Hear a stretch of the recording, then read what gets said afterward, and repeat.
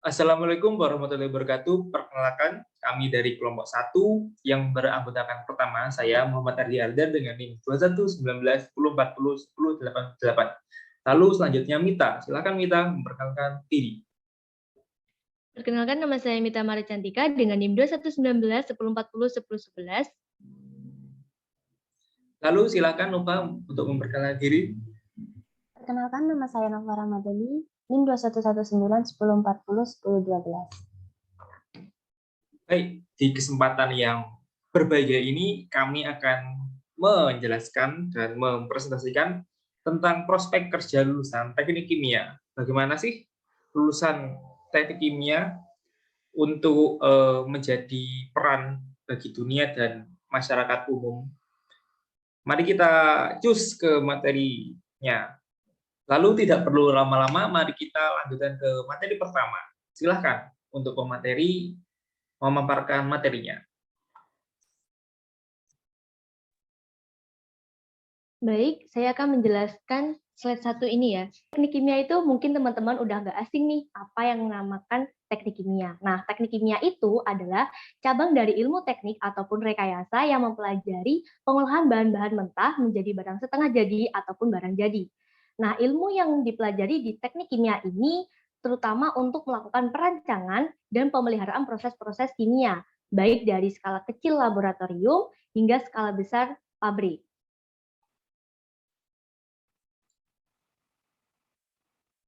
Nah, kenapa sih harus milih teknik kimia? Jadi ada beberapa alasan nih, kenapa kita harus milih teknik kimia.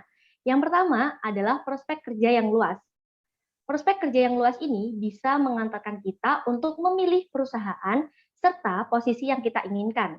Nah, yang kedua, menolong banyak orang bahkan dunia sekalipun.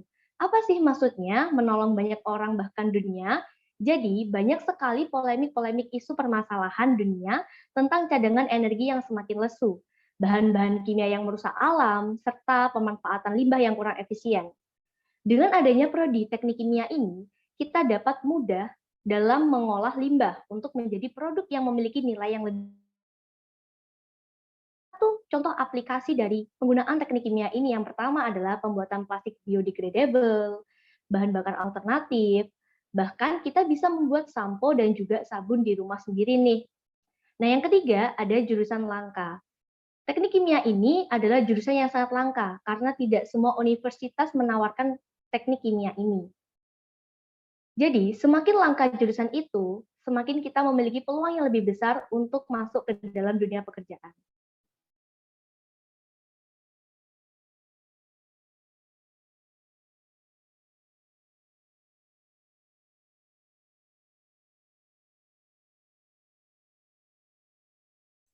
Oke, lalu kita masuk ke bagian intinya, yaitu bidang kelulusan.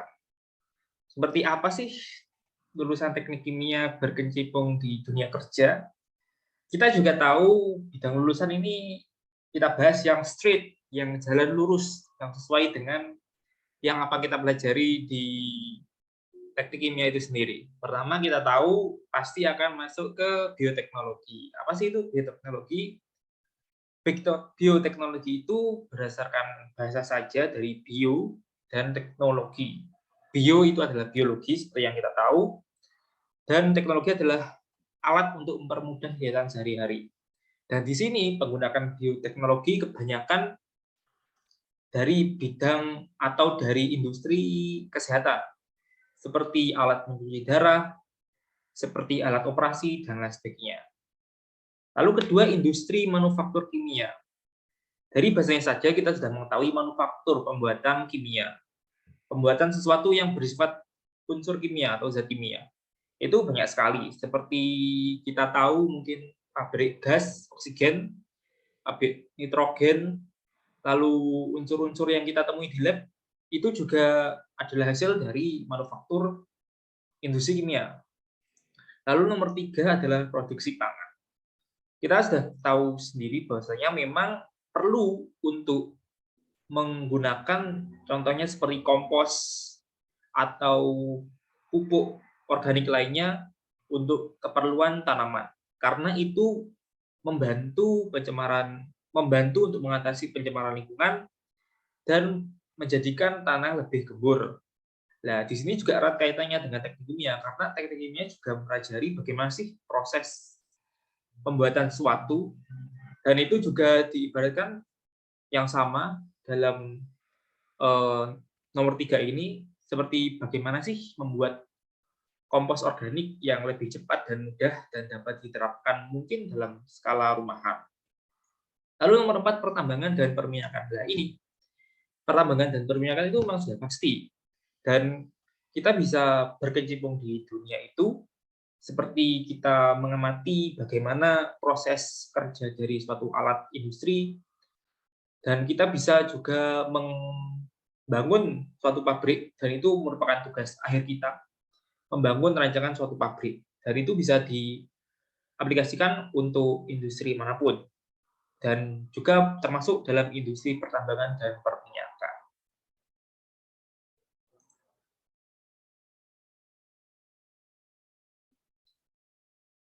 Lalu selanjutnya kita berada ke nomor 5, environment risk assessor.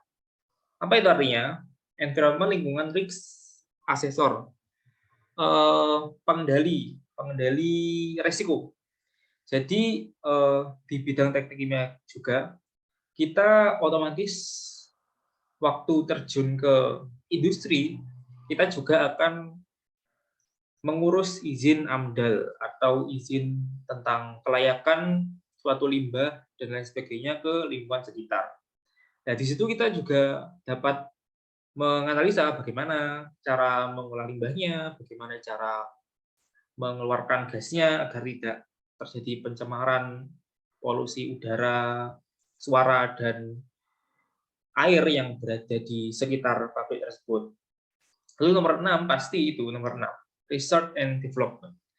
Dan teknik kimia memang bidangnya sangat luas sekali, dan karena masuk dalam keteknikan, kita juga akan selalu mencari bagaimana sih caranya menggunakan atau memanfaatkan suatu teknologi menjadi lebih baik ke depan. Dan perkembangan teknologi semacam ini juga diperlukan untuk industri manapun, karena memang sekarang tuntutannya kebutuhan akan sesuatu memang semakin meningkat seiring meningkatnya jumlah manusia yang ada di bumi ini ya. Lalu nomor 7, quality control. Dalam quality control kita tahu proses itu memang penting gitu loh. Jadinya kayak semacam kita membangun pabrik kompos organik aja yang sudah kita bahas sebelumnya, jika terdapat mungkin suatu kebocoran dari sebuah pipa, itu sudah dapat menurunkan dapat menaikkan kadar kelembapannya, sehingga kompos itu dapat lebih banyak bakterinya, sehingga dapat mengurangi jumlah kalsium. Karena memang kita tahu bakteri yang berada dalam kompos juga tidak selalu bagus, tergantung jumlahnya juga. Jika jumlahnya banyak, akan mengikis jumlah kalsium yang pada unsur tanah ya.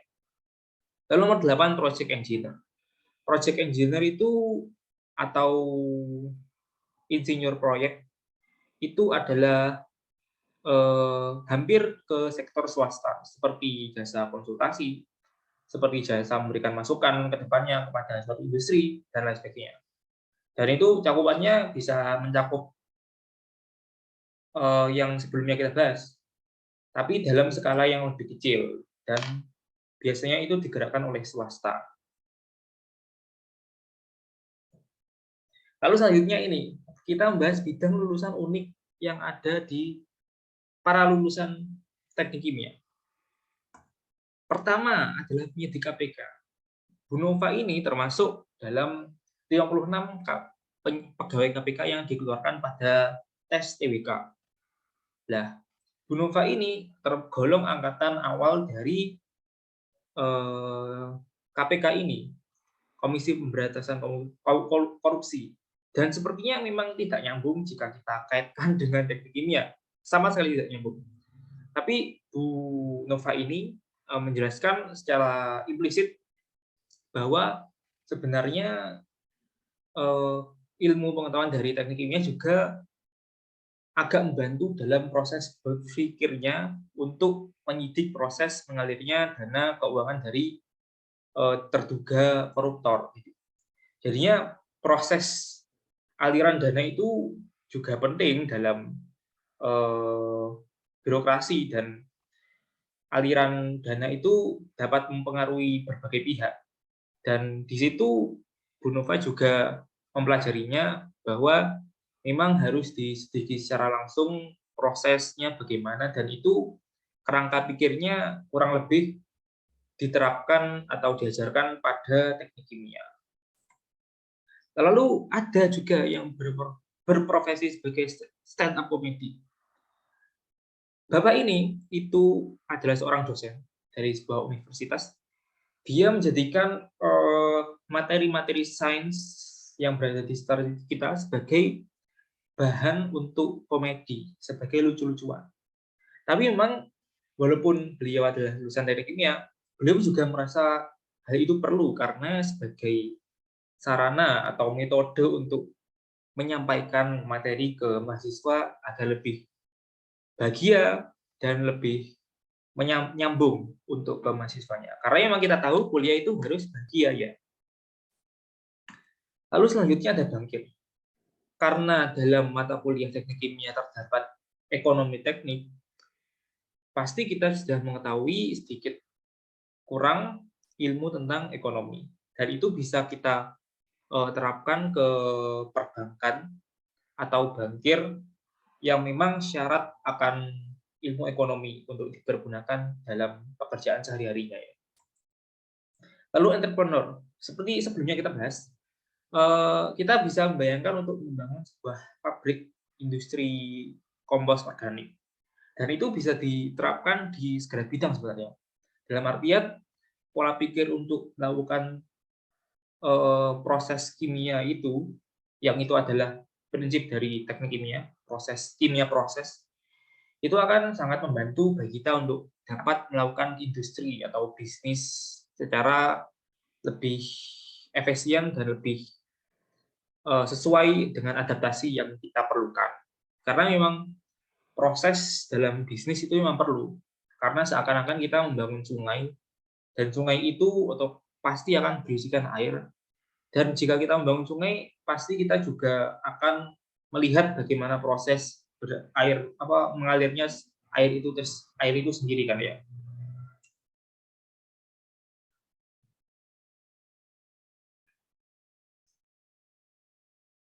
Baik, untuk kontribusi teknik kimia dalam kehidupan sehari-hari dapat disambung oleh saya sendiri.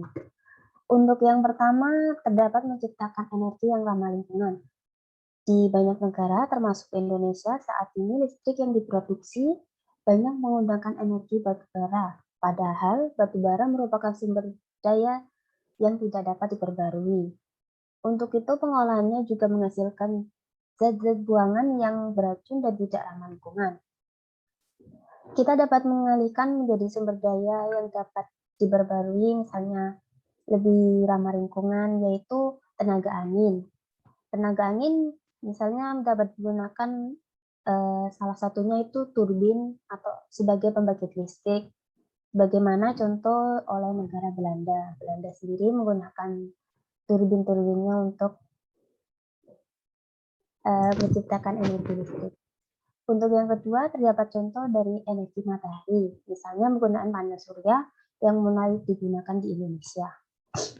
Untuk yang selanjutnya terdapat bioplastik. Bioplastik sendiri merupakan plastik atau polimer yang dapat digunakan secara alamiah terdegradasi baik secara mikroorganisme maupun oleh cuaca, sehingga penggunaannya dapat didaur ulang oleh alam dan tidak menumpuk sampah yang ada di Indonesia.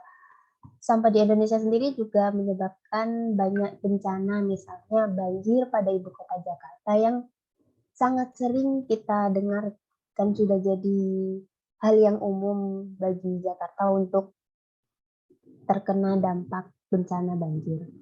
Untuk yang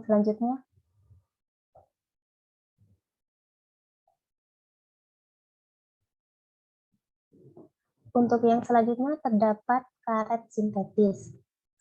Karet sintetis sendiri tidak hanya digunakan pada ban-ban kendaraan saja, namun juga dapat digunakan sebagai pipa karet, pembungkus kabel, sel, dan gasket.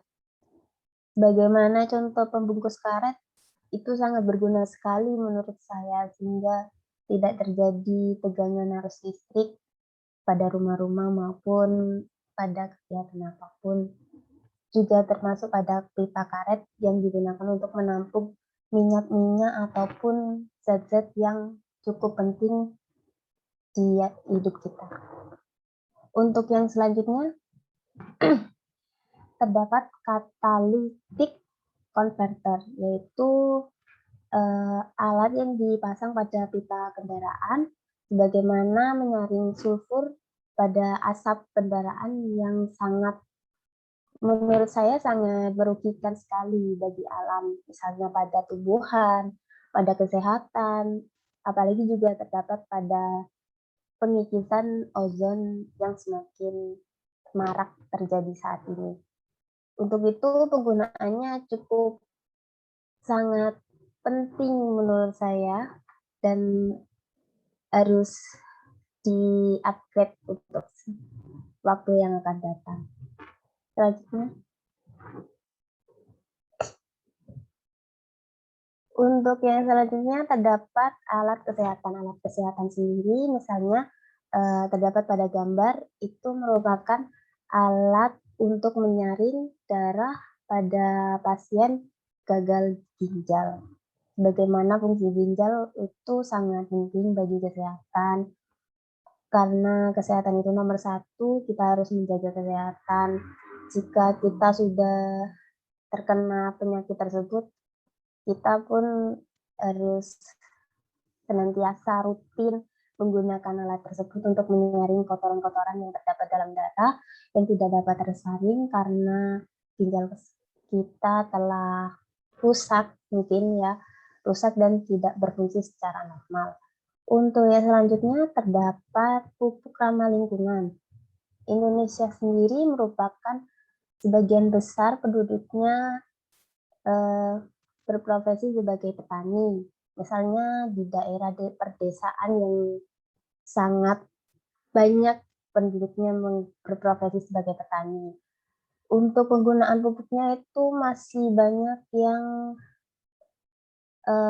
merusak hama, merusak kesuburan tanah, sehingga tanah-tanah menjadi gersang, lalu serangga menjadi kebal, dan tumbuhan-tumbuhannya pun terdapat beberapa zat yang tidak diperlukan oleh tubuh dan mungkin bisa dapat beracun. Sehingga penggunaan pupuk yang ramah lingkungan cukup penting bagi negara Indonesia sendiri sebagai negara yang mayoritasnya penduduknya berprofesi sebagai petani. Sehingga menjaga kemurnian tanah itu seperti warisan turun-temurun bagi generasi yang akan datang. Untuk selebihnya bisa saya kembalikan kepada moderator.